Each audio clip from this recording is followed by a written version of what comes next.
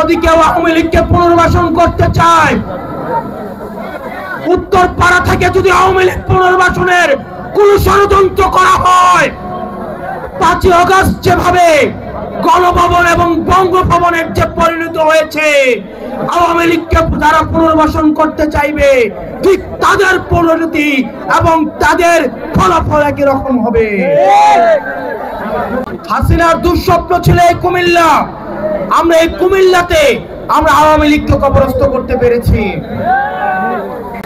আমরা যে আওয়ামী লীগকে ছাত্র নাগরিক রাস্তার মধ্যে তাজা রক্ত ঢেলে দিয়ে বাংলাদেশ থেকে উৎখাত করেছি, আজকে সেই আওয়ামী লীগকে পুনর্বাসনের জন্য ষড়যন্ত্র করা হচ্ছে।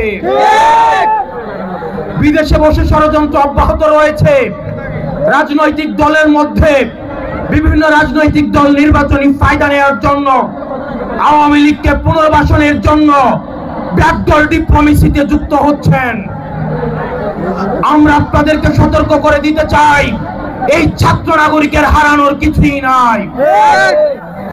এক খাপে দুই তলোয়ার যেভাবে থাকতে পারে না, ঠিক একইভাবে 5ই আগস্ট পরবর্তী সময়ে বাংলাদেশে আওয়ামী লীগ এবং এনসিপি থাকতে পারে না।